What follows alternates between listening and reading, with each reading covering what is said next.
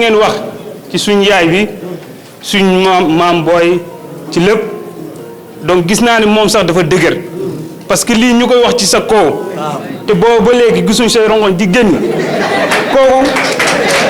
dafa dëgër. Oui, merci. Donc si vous parlez que c'est une dame de fer, exactement, c'est une dame de fer.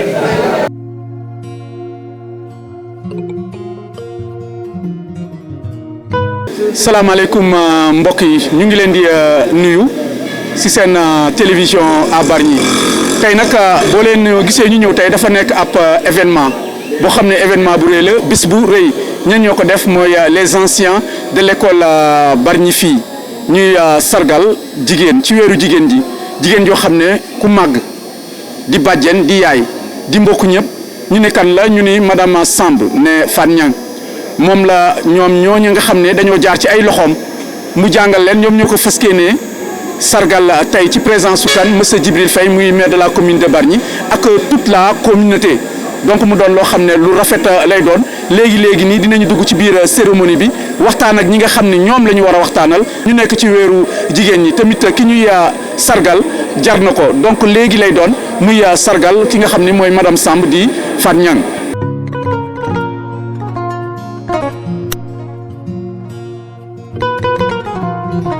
voilà comme ni ñu leen ko annoncé woon ñu ngi ak kenn si ñi nga xam ne ñoom ñoo organisé sargal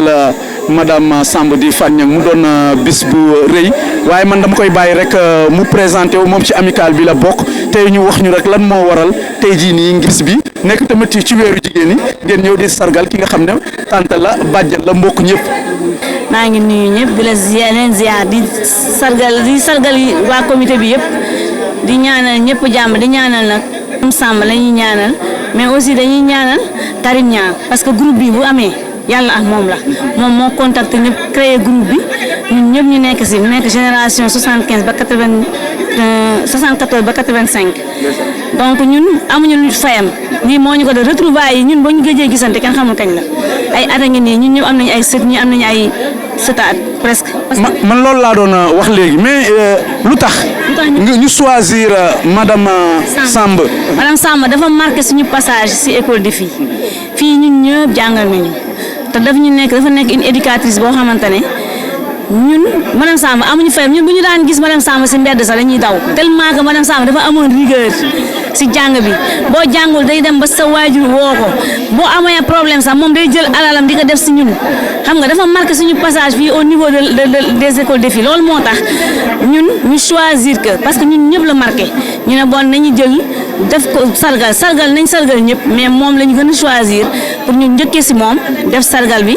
vraiment pour jaajëfal ko daal. moom exemple la. exemple la ci Bargny c'est exemple la ci fépp exemple la ci communauté bi parce que ñun bu dul dara sax mbokk la ñëpp la ba pare nag nekk exemple ci ñëpp madame Samb boo foo mënti dem da ngay desee moom parce que loolu wàcce boppam woyefam yëpp man sama idole la mos a doon donc nag ñun ñëpp comme ñëpp ne comme jigéen ñëpp ñu ay léegi nag ñu choisir na mois de mars parce que sargal bi yàgg nañ ko waaj mais nag yàlla mu ngi koy door a dogal tey ñu def ko ci mois de mars bi comme weeru jigéen ñi la ñu def ko daal di ko sargal madame Samb vraiment ñu sargale ko dem suñu maître yi newoon école de filles yëpp mais moom nag la ñu jël tànn ko parce que daf ñu dafa marqué suñu passage bi à l'école de filles loolu moo tax ñu daal di kaa jagleel bés bi daal. honneur aux dames ndax dañu nekk ci weeru jigéen ñi waaye tamit nag honneur aux hommes ndaxte ñoom ils ont été à l'initiative de cela comme l'on dit Karim Niang waaye nag ñu nekk kenn ak ñi nga xam ni ñoo nekkoon ci communauté bi ba léegi dañ lay bàyyi nga présenté wu ñëwaat ñu rek ci bisu tey bi lan moo ko waral ak noo leen ko doore ak lan ngeen fas yéene def tey boo leen duggee ci biir. voilà merci Yane man maa ngi tudd Alassane Pouy comme ñi ngi fi gis ñëpp jàng école de filles bokk ci initiative bi nga xam ne tey jii daanaka mu ngi doore ci Karim Niang comme ni nga ko waxee tàmbalee ci groupe WhatsApp waaye tamit mu dem ba ci biir ñu am bébét mooy koo xam ne passage am daf ñu marqué pour ñu sargal ko waaye bu ñu demee ba ci biir ñu gis ne sargal boobu boo koy def ak groupe WhatsApp ni mu rëyee ñu ne nañu créer un comité boobu nag ñu tànnoon juróom-ñetti nit bu ñu defee suñu première rencontre ba planifier li nga xam ne mooy sargal bi ñu dem seeti ji ki nga xam ne tey jii mooy ndey ji mbile ji muy Fat Niang ba ñu ko seeti jee mu xamal ñu ne moom loolu baax na lool waaye bu sañoon daal ñu dem école ba am nay priorité yu fa ne ñu taxaw ci noonu ak Covid bi situation bi noonu ñu demaat école waxtaan ak comité de gestion bi waxtaan ak directeur bi waxtaan ak enseignant yi ñu gis ne école bi am na fa loo xam ne buñ ko defarul rafetul sax ci gis-gis mën naa ci wax benn muy toilette yi mën naa ci wax ñaar muy cours école ba na mu meloon mën naa ci wax beneen muy élèves yi bu ñuy jàng ci suuf daanaka dal bi yàqu gis fa ay table banc yoo xam ne mara détail yi waaye bi ci gën a doy waar mooy ne enseignants yi amuñu fu ñu gaanuwaaye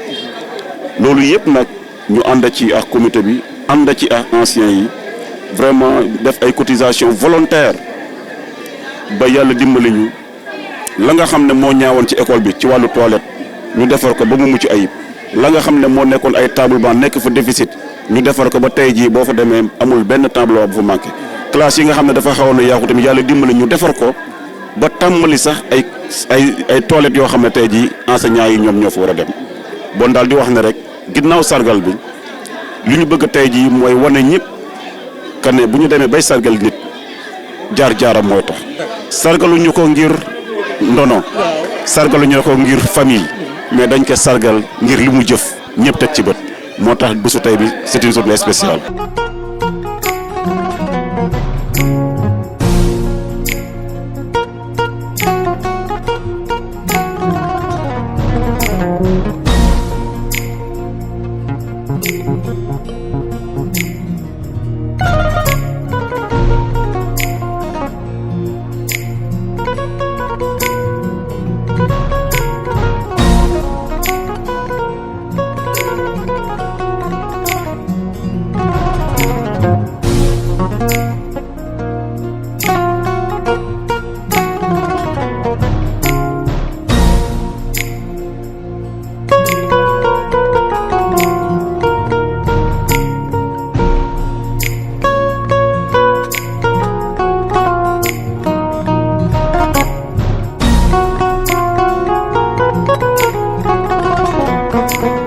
war nañoo mën a dugg ci li nga xam ni mooy cérémonie tey bi naam commencé woon nañu ko sax ci suba ak wàccu kaamil mi nga xam ne amical bu rëy bi def na ko xanaa di leen nuyu di leen jox seen wàccuwaay comme nañ koy waxee di nuyu suñu bàjjen bi nga xam ni moom moo waral bés bi tey di nuyu tamit monsieur le maire ak ki nga xam ne mooy monsieur Seck nekk chef de cabinet bu maire di dalal commandant Badiane mois de mars dañ naan 8 mars sax waaye man damay dellu ba ca gannaaw tuuti wax leen 7 mars bu ñu ñëwee ci histoire tuuti rek delluwaat ci ñi nga xam ne mooy jigéenu Nder mu mel ni rek jigéen yàgg naa siggi fii ci Sénégal waaye nag tey ñuy siggil une valeureuse dame mu mel ni président Cheikh Tidiane Gueye la ñuy jox lii di kàddu gi. Je voudrais à l'entame de mon propos remercier toute l'assistance en commençant par les autorités ici présentes, la délégation du maire, la marraine, Madame Samb. Nous remercions également le génie militaire par la collaboration, également la police ici représentée. Les directeurs d'école, tous les directeurs d'école de Bargny, le directeur de Bargny Excellence également. Également, nous avons la présence d'autres personnalités, dont M. Mansour Mbeng, le directeur de l'école Bargny Filles, et l'ensemble des enseignants qui sont ici représentés par Madame Yafi Samb. Loolu jukki la rek mais pour wax ne vraiment suñu xol sedd na trop bi ñu wootee bés bi te pourquoi ñu am ci satisfaction déjà parce que boo gisee assemblée bi fu ñu yëgalee intention bi ñu bëgg a def muy sargal bi nit ñi dañ koy accueillir les bras ouverts kontaan ci trop gën ñu see amal yitte mais loolu li ko waral nag mooy ne rôle bi éducation di jouer et que également jàmbaari éducation les soldats de l'éducation rôle bi ñuy jouer. Nous avons voulu honorer, distinguer une mère, une enseignante, une combattante. Donc on peut facilement retracer son parcours. C'est vrai que le parcours a un début, mais ce parcours-là n'a pas de fin. Parce que l'ensemble des actions qu'elle a eu à mener sont marquées d'une empreinte intelligible. Nous voulons vraiment, madame, vous remercier pour tout ce que vous avez fait, et pour nous et pour les autres. Parce qu'aujourd'hui, ce n'est pas seulement notre génération qui est présente, mais ce sont des générations et des générations. Et nous avons tous la même préoccupation, vous dire merci pour tout ce que vous avez fait, vous et l'ensemble des enseignants. Et également, la directrice, Madame Joséphine Niang, rappelez à Dieu, nous prions pour le repos de son âme. Ce matin, nous avons démarré par une cérémonie de lecture de Coran. C'était important pour le symbole. Pourquoi? Parce que nous avons eu des camarades de classe, nous avons eu des enseignants et des enseignantes qui nous ont quittés. Nous allons prier pour le repos de leur âme et nous leur disons merci à titre posthume. Maintenant, cette cérémonie est organisée par l'amicale des anciens de l'école Bargny-Filles. C'est vrai que cela a démarré par une génération, mais après nous voulons nous ouvrir. C'est la génération 75-80. Ils sont un peu partout, dans tous les secteurs d'activité. Ils sont à Bargny, ils sont présents au Sénégal, ils sont également au niveau de la diaspora. Et ceux qui sont à l'extérieur sont beaucoup plus engagés que nous. C'est dire l'importance qu'ils donnent à cette cérémonie. Maintenant, quand nous avons eu l'idée, nous avons voulu partager l'idée. Mais nous avons rencontré notre chère enseignante. Nous lui avons exposé le projet. Mais il nous a demandé d'abord de commencer à participer au développement de l'école, dans le cadre de ce qu'on appelle l'école inclusive. Les premières activités que nous avons eu à faire, c'est d'aller à l'école en collaboration avec le CGE, avec l'APE, avec le directeur d'école, avec les enseignants. Nous avons demandé quels étaient les besoins les plus urgents. Et à ce titre, nous avons démarré par de petites activités. Nous avons eu à refaire les toilettes. Nous avons eu à faire le dallage au sol des salles de classe, etc., etc. Et nous avons également refait des tables bancs. Nous avons démarré, c'est vrai que ce sont des activités timides, mais qui sont tout de même assez importantes. C'est dire que par ma voix, les anciens remercient l'ensemble des invités, mais voudraient, avec votre témoignage, faire un sargal à notre chère enseignante. Nous ne pouvons pas la remercier parce que ce que nous avons cette peur-là. Mais cette peur-là, elle n'est pas physique, mais elle est morale, d'un sentiment de redevabilité. Merci, chère enseignante. Du content de remercier ñi def cérémonie bi pour sargal suñu jigéen Madame Samb et représente tout pour nous. Au préalable dama bëgg wax ne maa ngi fàttaliku en 1961 bu ñuy créé école des filles boobu maa ngi def CP ñu dugal ay filles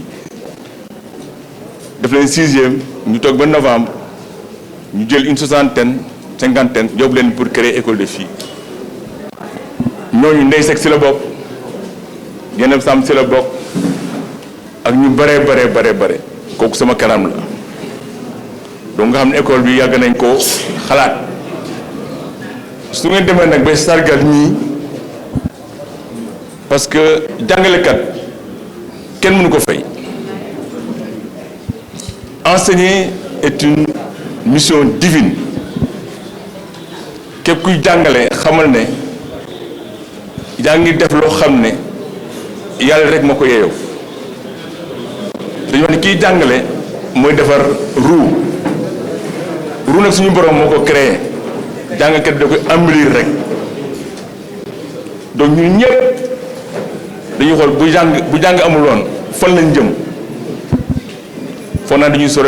sore mala ñu xool jàngalekat ñi nag madame Samb nous on l'a regardé en activité ci xool effort yi muy def ñëpp xam ne jàngalekat jàngale lu metti la da ngay wax di 8 heures ba ngoon dem sa kër di xool ay copie dem sa kër defar ay fiche loolu nag ay fiche bi ay minuit 1 heure du matin loolu nag bu ñu nee jàngalekat mën nañ ko fay kenn mënu ko fay moo tax man dama wax ne jàngalekat yi tuyaaba bi moo ko salaire bi donc tubaab dañuy wax ne enseigner ce n'est pas une sinécure c'est un sacerdoce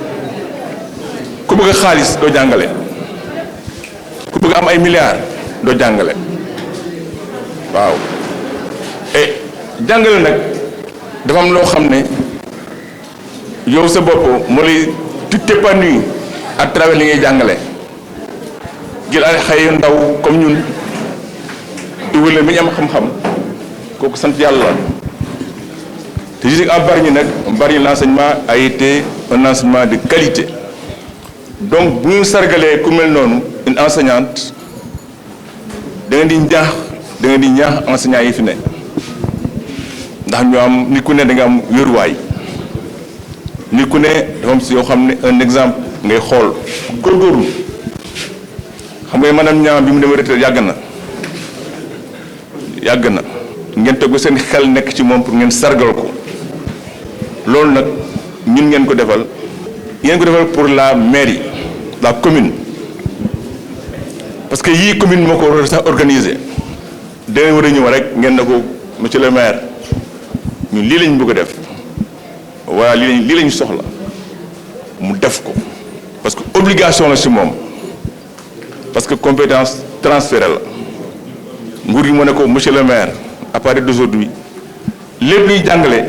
yaa ci war a taxaw donc su ngeen defee lii ñun ngeen ko defal donc ñun daal pour dire on vous remercie, on remercie les organisateurs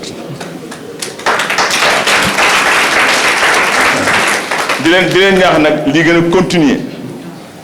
a continuer ñu mel ni moom ngeen feeñal leen parce que madame Samb mi ñëpp xam nañ ne génération mu jàngal yépp gis nañ leen tey nag ñii kenn mu leen fay Cheikh war na ko c'est pas une reconnaissance physique c'est une reconnaissance morale loolu nag jar na lu ne parce que ba léegi maître bi ma nga monsieur na nga def monsieur ngay wax da wax turam loolu mooy reconnaissance bi donc yéen ñi jàngale aussi ngeen xam ne kenn mu leen fay ni le parent d'élève ni l'élève ni l'état moo tax yàlla suturaal leen. ñu joxe ordre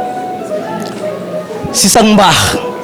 on n'a jamais vu ça ñëw di teral nit mu ne ñu téye leen li ngeen ñu may terale ngeen def dugal ko si loo xamante ne moo gënal askan bi loolu la ñu wax. kii Tamsir Mbeng ba nga ñu ko waxee on le salue très fort ba mu koy yëgee moo yëkkati 1 tonne de ciment teg ko suñu loxo séance tenante à travers lui ñuy remercier l'ensemble des femmes de l'amicale. Madame Samb ñii vous pouvez être fiers d'elle. Amicale bi fu mu toll rek ñii la ñu ñoo ko taaral ñoo nekk ci groupe bi ñoo nekk ci affaire yi vraiment machallah bu dundee ce sont les dames là ñoo tax mu gën a dund. donc samay kàddu moom mu ngay ay kàddu de remerciement à l'endroit des anciens élèves de Bargny fii vraiment li ma leen di remercier mooy action bi ñu def tey donc ça veut dire que mel ni ne ñun enseignants yi lañ ko defal parce que enseignant comme ni ko ma Paate waxee amuñu xaalis bu ñu doon seet ay millions ci enseignement doo ko am ñun lii rek la ñu am sargal ñu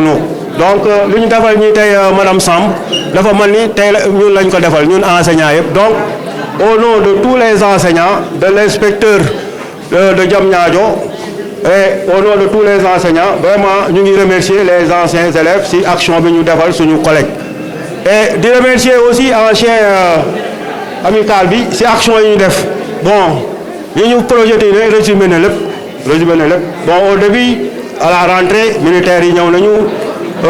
désherber foofu yëpp propreté parce que école bu laa mën a tujji bu ñu laa mën a dugg si classe il faut que ñu désherber fépp classe yi set ñu mën a accueillir les gosses donc aider nañu à ce que def nañu ubbi tey jàng tey xam nga dafa am benn slogan boo xam ne da ngay ubbi tey jàng tey nous on l'a réussi à cette année-ci à cause de l'amicale des anciens élèves waaw cette année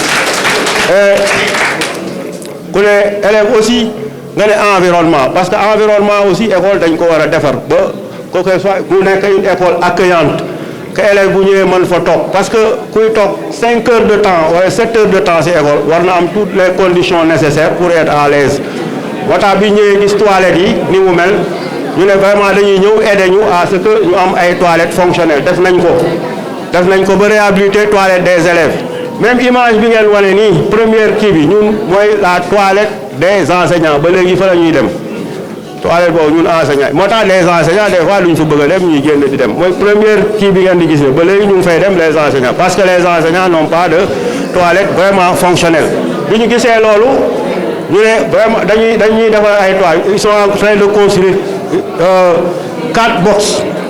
moom la Ba doon wax léegi ñu ngi si des na tuuti rek léegi mu pare vraiment di leen si remercier et encore bu ñu nee école aussi il faut condition de travail des élèves table banc yi comme ni ko les élèves dañ daan toog par 4 5 au début parce que y avait moom mooy suñu problème dans toutes les écoles de Bargny boo dem moom problème table banc la ñu am donc vraiment que pour que booy mën a jàng wax ñu leen vraiment table banc yi nañ ñu si dimbali bi ñu réparé ces table banc yi là loolu moom jeex na léegi amatuñu benn élève buy toog par 4 ñoom ñëpp au maximum par 3 la ñuy toog ak aussi ñu doon wax aussi dal booy terrasse suuf si sol bi c'était complètement délabré man nga dox sax ma pakas solu gaañu ko bi ñëwee gis ko aussi defar nañ ko remblé nañ ko nivelé nañ ko ba léegi amatul benn problème loolu ils l'ont fait donc vraiment di leen remercier si action yi ngeen def et ensuite ma ñëw si vraiment madame Samb ñun xam nañ ko bu baax yàgg nañ dégg turam mën nañu wax c'est une dame de fer vraiment madame Niang c'est une dame ñun ñëpp xam nañ bien que jàngaluñu sax mais dégg nañu turam une éducatrice vraiment une vraie éducatrice parce que éducatrice du ne da ngay ñëw rek di yar nit ki ci classe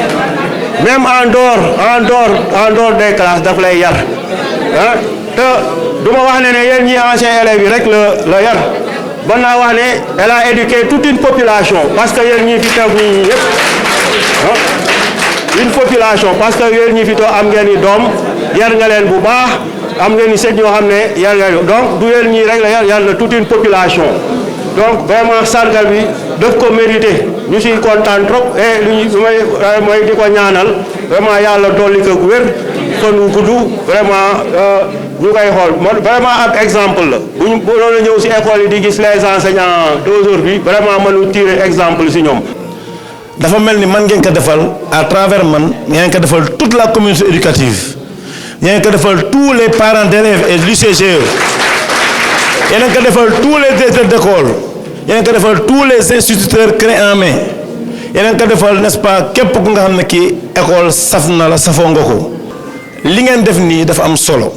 te ngeen dem ci moom mu ne delloo leen école ba ngeen jógee ngeen defal ko ba mu xar kanamam soppaku école nag liñ si def bëri na mais liñ si mën a def mu ngi mel ne ak màgget la boo xam ne bii dafa tawat fépp ay metti loolu mooy suñu cat ak suñu problème élèves yi toog à 4 à 5 c'est inimaginable au 21e siècle dañu waxante li fi am classe yoo xamante ni toilette yoo xam ne toilette léegi dafa xew sax ñuy def toilette góor di dugg jigéen di dugg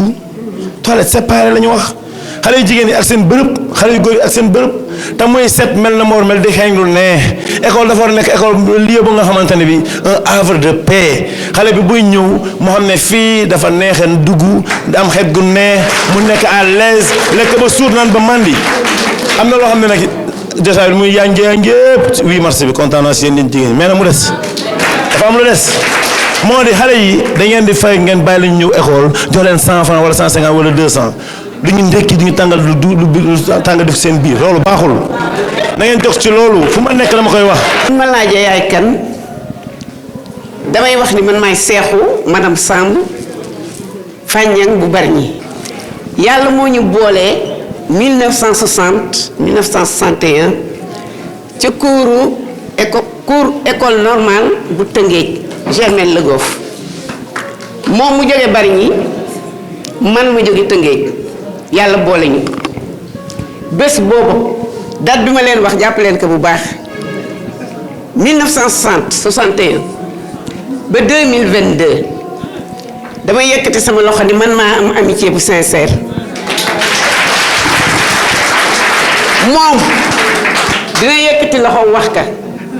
may ñaan mbooloo mi ku ci am lu mel noonu mu yëkkati loxoom du bëri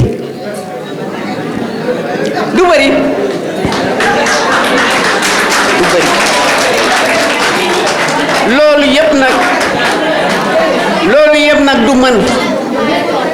ñun géwël dañuy bàyyi rek ñu dem suñu yar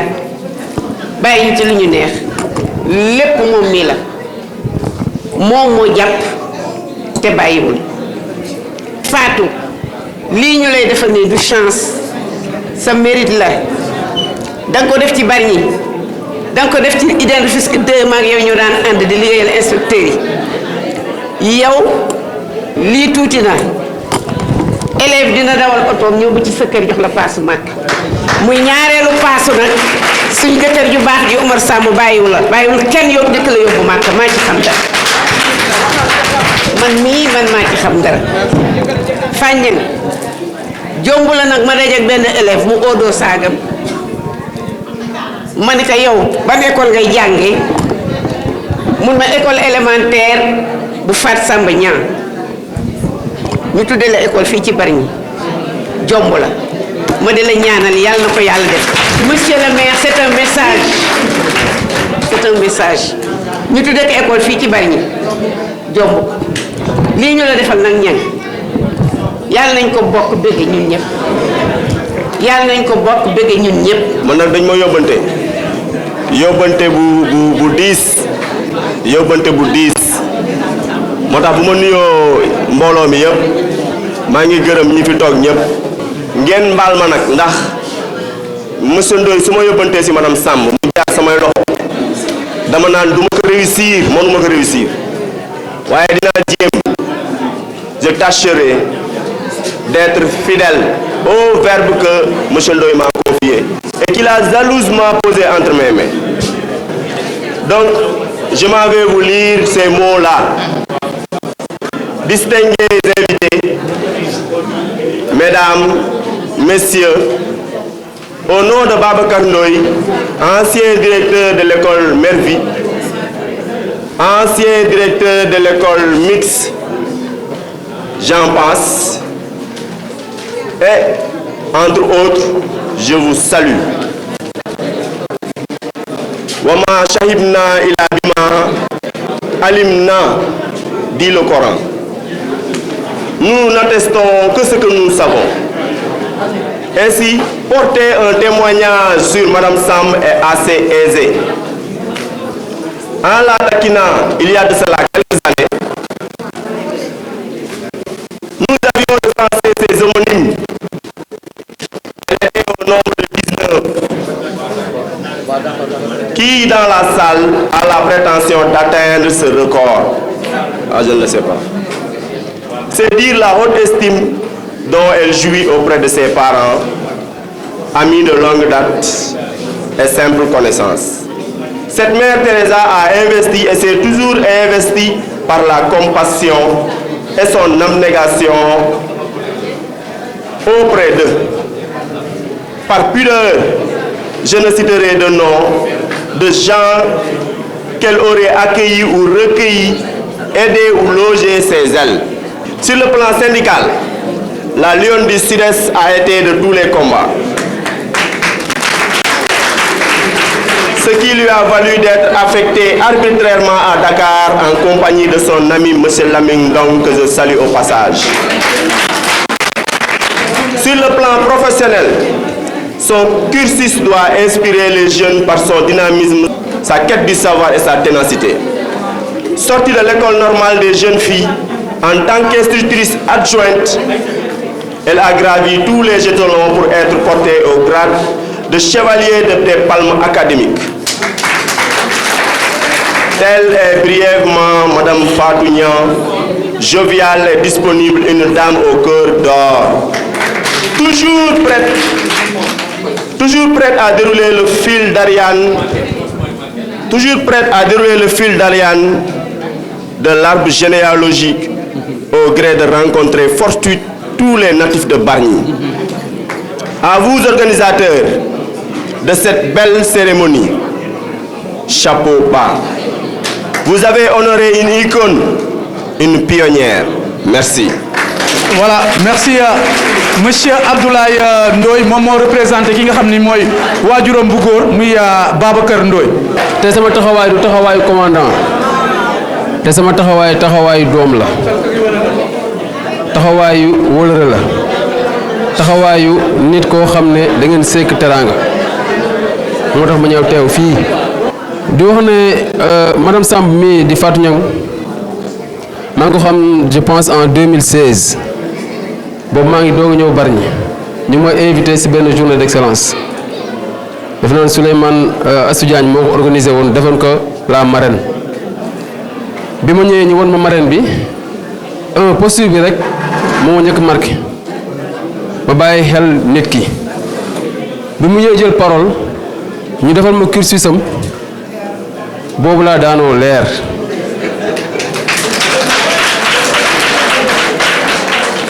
boobu laa ñëw ba si moom naka si yaay booy tey yaay sama yaay fii si Bargny te defe naa ne loolu noonu moom moo ko gën a dëggal boole ma ak ay doomam boole ma ak képp ku mu xam si Bargny ku baax te doomam sëkk na ak ñoom loo xam ne tey jii moom sax du ko yëg donc yaay booy maa ngi lay ñaanal gudd fan yaay booy maa ngi lay ñaanal xéewal yàlla sàmm la yàlla na yàlla gën laa wéral nga toog fii ba ñi lay weer yi incha allah vraiment loolu lañ lay ñaanal ñun ñëpp on est fiers de toi vous êtes un patrimoine pour Bargny patrimoine lañ la war a def fii Bargny patrimoine mondial de l'UNESCO man loolu laa gëm te loolu lañ la war a defal soit un statut boo xam ne dal day marqué Bargny loolu laa bëgg yàlla na ko yàlla def monsieur le maire vraiment loolu moom sacerdoce la sas nañ la ko loolu moom monsieur Samb loolu lañ leen di ñaanal nga defal ñu ko statut ñun boo xam ne ñun dañ ko koy xoole ñun parce que elle le mérite li ñu wax sànq rek dañ ne lii du chance c'est son mérite donc mérite boobu noonu yàlla na la yàlla def mu nekk njiglaay si yow yaay booy. dañu fi taxaw si kuréel gu ñuy wax pencum Bargny doomi Bargny rek ñoo ko moom ñooñu tànn jiital Fatou Niang mu nekk président bi ñu créé école bu ñuy wax Bargny excellence yàlla def ñu jiital mu si Bargny excellence bu taxawee Fatou Niang mii ak Yacine mëlee toog kenn jiitu leen si donc si loolu il faut que ñu sargal ko et waa Bargny xam loolu et mbooloo la nag bari nañu lool toogaay bii mën nañu see jàng lu bare li ñu si jëkk a jàng mooy Bargny excellence bi muy ñëw li ko taxaw na jóg rek mooy doomi Bargny yëpp boole seen doole seen alal seen xam-xam pour booster li ñuy wax école et def naa si loolu la ñu taxaw Fatou Niang mii nag ñu mel ni moom ñu ngi ci Fatou Niang jàngalekat la ba mu si duggee léegi yàgg na mais ba léegi toogul ba léegi jàngalekat la te wóor na ne du jël retraite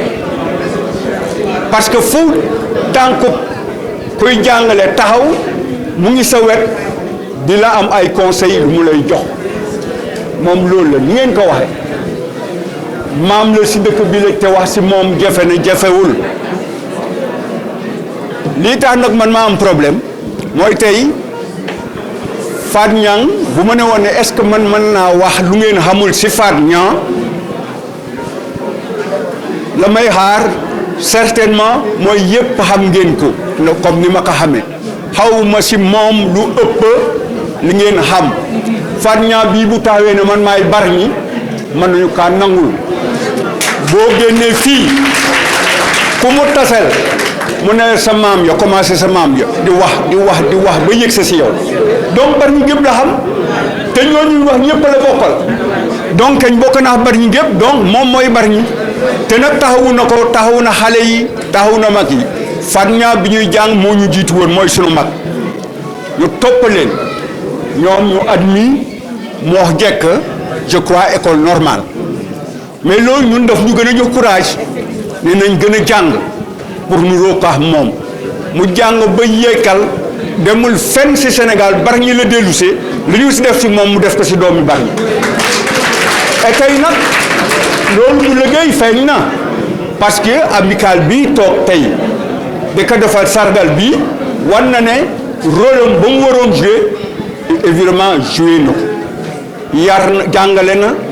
yar na nekk na yaay jubal na xale yi vraiment ñu ngi leen di remercier parce que nit nag ndar réclame kóllëre nga xamee ne kii defal na la nga dox gannaaw nekk merci. fi ma ñëw nii tey moo ma gën a fépp fu ma mus a dem maa ngi lay nuyu bu baax madame Samb Fat Niang maa ngi lay jox nuyoo Viviane ak Atia ñoom Liti Kiné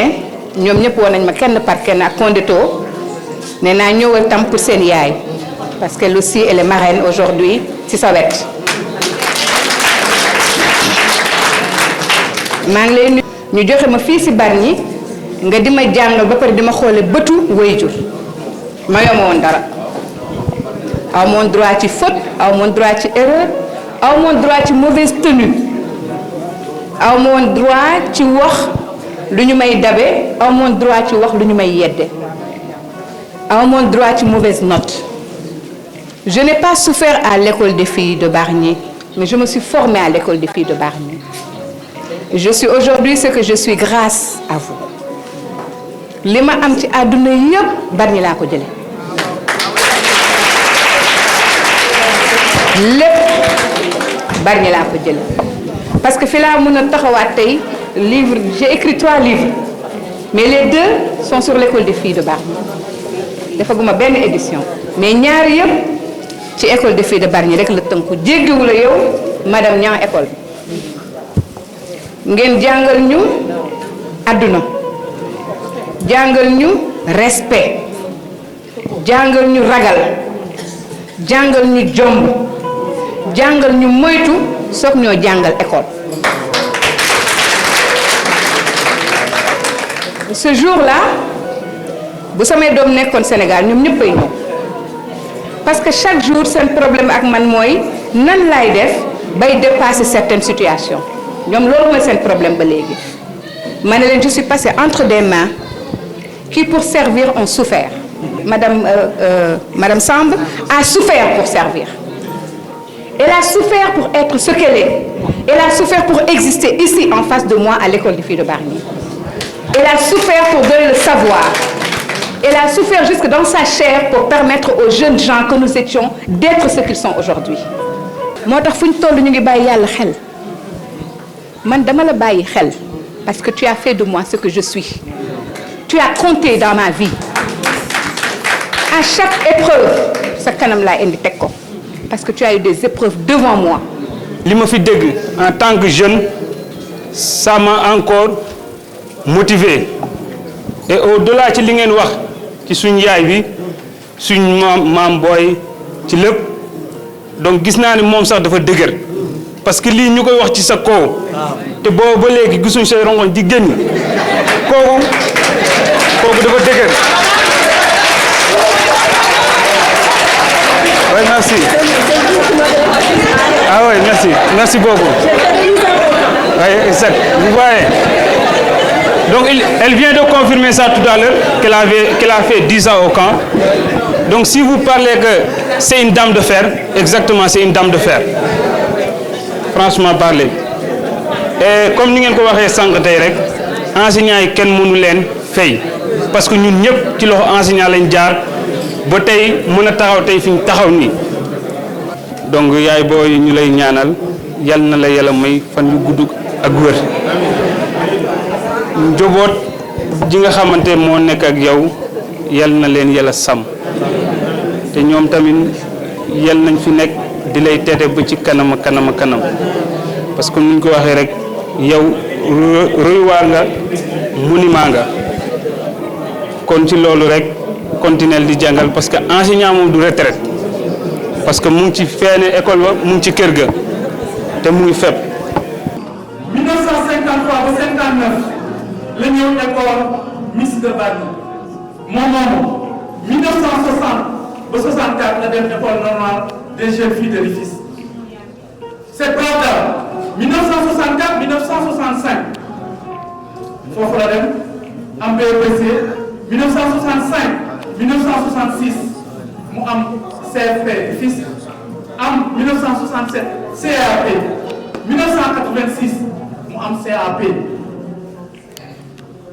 nekk na institutrice adjointe diggante 1966 ba 86 ci la nekk institutrice titulaire 1966 ba 80 mu ñëw Bargny fii di waral lii tey 1980 ba 81 la def école Thiawlène de Rufisque 81 ba 92 mu dem école Melfi 92 2001 ci la demee li mu doon wax léegi nekk directrice école élémentaire Camp Moussa Dioum bu Bargny moom leen 2001 le retraité def 35 ans de service. Autre activité mon nekk président APR au CM Bargny, membre du CD du foyer des jeunes et de la culture de Bargny, membre du comité de la convention des Bargnois, membre du CIEL, syndicalisme, du SES et du SUDES. Mon syndicat unique des enseignants du Sénégal, il est bataille. De les décorations, ñu ne la chevalier dans l'ordre national des palmes académiques. lii nag mënu woon a tëju te Bargny delloo ko jukkal mu nekk médaillé de la commune de Bargny pour service rendu mooy seen honorable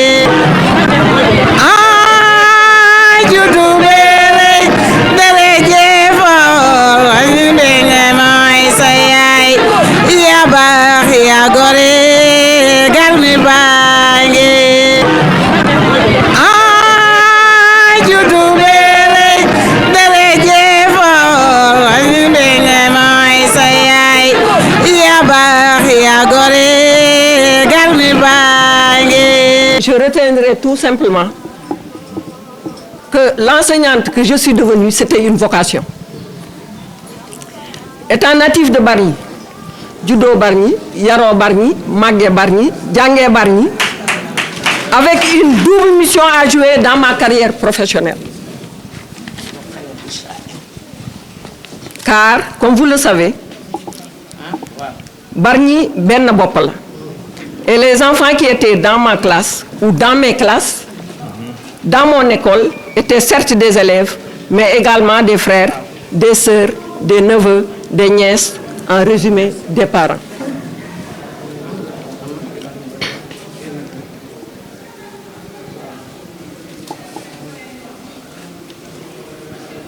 Le seul souvenir que j'ai eu lors d'une année où j'ai été affectée à Rufisque, et comme je peux l'appeler, c'est le jour où mon voyage dans le vaisseau de l'enseignement m'a permis de débarquer à l'école Thiawlène. C'est la seule année que je n'ai pas été présente dans la ville que j'aime de tout mon cœur. J'ai fait 34 ans de service à Bargny.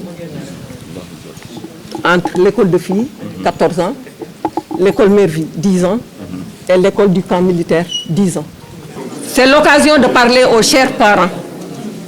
L'enseignement et l'éducation des enfants constituent un socle de la vie de l'individu. Les enseignements délivrés aux enfants dans les différentes écoles, publiques, privées, franco-arabes ou d'ara, doivent être suivis et complétés une fois l'enfant de retour à la maison. Nous exerçons les parents à ne pas baisser les bras et à suivre nos enfants afin que cette base soit consolidée dans nos foyers et que les enfants en tirent le meilleur profit. Jim Suir a dit, un homme sans éducation, c'est un ordinateur sans système d'exploitation. Chers enfants, on ne peut rien obtenir sans peine. L'apprentissage ne s'arrête pas seulement à l'école ou à la veille des contrôles de connaissances, examens et concours. L'apprentissage, c'est toute la vie. À l'école, l'enseignant vous donne généralement de très bonnes bases. Le complément doit se faire à la maison. C'est la répétition qui vous permettra de mieux comprendre et maîtriser les acquis. Avec l'avènement des TIC, vous avez beaucoup plus de chances que vos aînés qui jadis n'avaient à leur portée que peu de documents en dur, livres, photocopies, brochures. Je vous recommande une bonne utilisation des TIC en favorisant plus les recherches documentaires et moins les réseaux sociaux, WhatsApp, Facebook. Chers enseignants, l'année scolaire a été mouvementée à tous les niveaux, primaire, secondaire et universitaire, avec des plans d'action répétés ces derniers temps, débrayage, grève, pour ne citer que ça. Cette situation est déplorable pour toutes les parties intéressées, enseignants, élèves, parents d'élèves, autorités étatiques. Consciente des combats que vous menez, j'ai été syndicaliste active au Sud-Est. Et c'est ce qui a fait que j'ai été relevé de mon poste et affecté à Thiaoulé. Nous demandons à tout un chacun, autorités étatiques comme enseignants, de faire des efforts pour minimiser ou éviter de tels désagréments qui auront des conséquences à long terme sur le futur de nos chers enfants. Chers enseignants, ayez à l'esprit que durant votre vie professionnelle, vous constituez un modèle et que vous influencez de nombreux élèves. Allez, et particulièrement les élèves, il faut s'en méfier. Le jugement d'un élève, il faut s'en méfier. L'enfant a tendance à modéliser ses parents, mais aussi ses maîtres et professeurs. Soyez chaque jour un enseignant qui fait un effort supplémentaire pour marquer positivement les apprenants qui ne sont autres que vos frères, vos sœurs, vos enfants. Personnellement, mon choix pour ce métier noble, qui est l'enseignement, a été déterminé par mes anciens maîtres. Je peux en citer M. Fall Samba, Saint-Louisien, M. Dem et Baye Issa Sek. Il a commencé à me faire la classe au CE2. C'est en ce moment qu'il a été nommé secrétaire général à Saint-Louis. Et je me souviens aujourd'hui, le jour où on devait l'accompagner pour qu'il prenne le terrain pour se rendre sur Saint-Louis. C'est des gens qui m'ont beaucoup marqué. Aux autorités communales, et particulièrement à M. le maire, nouvellement élu, nous prions que la mission à la tête de la commune de Bargny soit des meilleures. Monsieur le maire, nous vous demandons de faire de votre mieux pour que l'enseignement soit excellent dans notre commune de Bargny, que vous portez dans votre cœur, sans aucun doute. Ce ne sera pas facile. Vous fonctionnez avec un budget. Seulement, mettez en place des plans d'action à planifier dans le temps et dans l'espace, à réaliser dans des délais. Pour que nos enfants soient dans de bonnes conditions de travail et d'apprentissage. Nos enfants sont appelés à occuper nos postes dans le futur. Leur éducation et enseignement demeurent importants pour toute la communauté. membres de l'amicale, au-delà de ma modeste personne que vous avez choisie, c'est tous les enseignants de ma génération, de Bargny Filles en particulier et de Bargny en général, qui sont honorés. Feu Madame Joséphine Camara, Monsieur Mohamed Fall, Madame Ndion Amsatou Fall, Monsieur Mamadou Wan, Monsieur Ablaye Diop, Monsieur Omar Traoré, pour ne citer que cela. Une pensée pieuse à l'endroit de ces vaillantes personnes.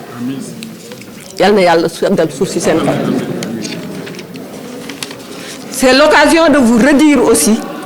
que vous honorez mes anciens collègues qui sont dans leur foyer. Je veux citer quelques exemples.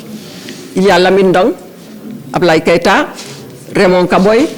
Babacar Ndoye, Ndeye Binta Sis, Madame Ndiaye Aminata Samb Yafi, Madame Mariette Pouy. Je pouvais en citer d'autres parce que puisque j'ai fait 3 écoles, je peux citer plus de 30 collègues. À ces anciens collègues, prions pour qu'Allah leur accorde une longue vie et une bonne santé. Au-delà de l'école de filles, je salue les élèves de toutes les écoles que j'ai eu à servir. Les aînés de Bargny Filles, évidemment, qui ont eu aujourd'hui à organiser cette cérémonie. Les cadets que j'appellerai les cadets de l'école Mervi et les benjamins de l'école du camp militaire de Bargny. Aujourd'hui, je ne saurais terminer sans remercier l'amicale qui n'a aménagé aucun effort, et ça depuis un moment, afin que cette journée soit une réussite. Mention spéciale à Papa Karim Niang. Il ne cesse de m'appeler tous les jours. Et je vous raconte une petite histoire par rapport à sa mère. Toujours sa maman n'a jamais été à l'école. Chaque fois que je donnais une leçon à Karim, à la descente, c'est sa mère qui essaie de contrôler. Karim dit, ami sab kaye, yaay map kaye ngi, ay jangal. Parena, andi ma hulli, ay récitel. Maman, voici maman, elle a 5 doigts. Tel, jangul, jangami mokul, parce que angi la gak. Elle n'a jamais été à l'école, elle a suivi cet enfant qui était parmi les meilleurs élèves. Donc aujourd'hui, ne vous dites pas que soleil ma ci école may doom manu mal ñaa surveiller yaay fa mu bëgg surveiller doomam dina ko surveiller sa yaay ba sa doom ba téye ab kayam mu la jàng u diga mu la wax bel si yàgg mu gàtt xam naa ne la moo jàng mokkul war naa kaa mën a contrôler waat yar leen seeni doom yi ñu téye ka nag ka jigéen du ndamoo leneen la dul ak njabootam góorgóorlu leen si seeni doom. C'est le mois de la femme. Dama ne ngeen gën a góorgóorlu seen njaboot te gis tak njaboot rek mën na la juger kii kan la ala doomi diw nii la mën a mel yàlla ba mu mel neneen la dul si la baax.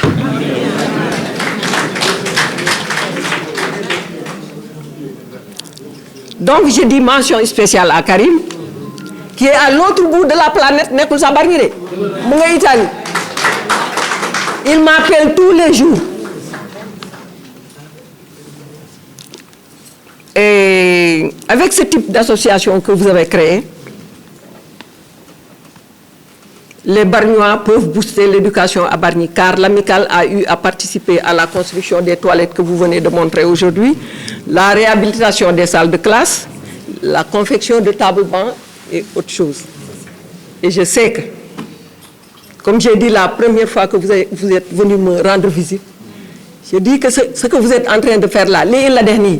di la fay belle école Bargny yi peut kenn naka si nekk ñam si loolu dong moo la tax Bargny avancé jëm sa kanam bi la bañ nga yabal kenn ka nekk faw dëkk sab école faa ñaa fajoo fii la wër ba dëgëri ala aw di la fay im jël place ab baay jël place ab nijaay boole ka sin bos on On avance souvent que l'enseignant ne nourrit pas son homme. Cependant, aujourd'hui, c'est un jour et un moment exceptionnel. De par ce sargal que vous avez comblé un grand vide que vous ne saurez faire toute la fortune de la terre. Tout en souhaitant un bon retour dans vos foyers respectifs. Mesdames, Messieurs, merci de votre attention.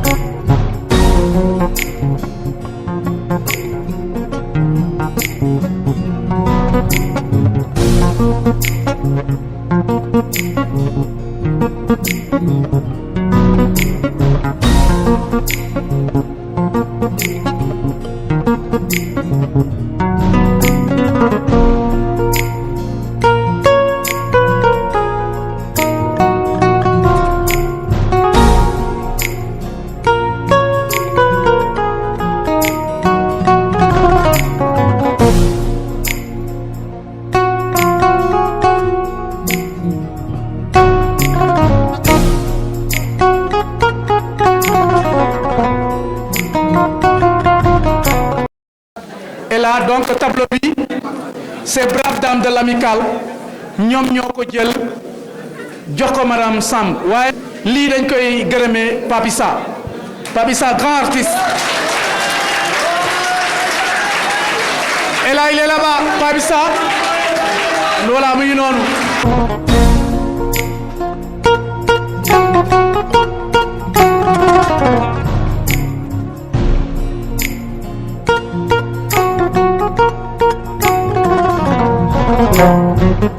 Muy noonu, diplôme de reconnaissance décerné à Madame Samb pour service rendu à la communauté. Yàgg na ko def looloo waral lii tey donc monsieur le président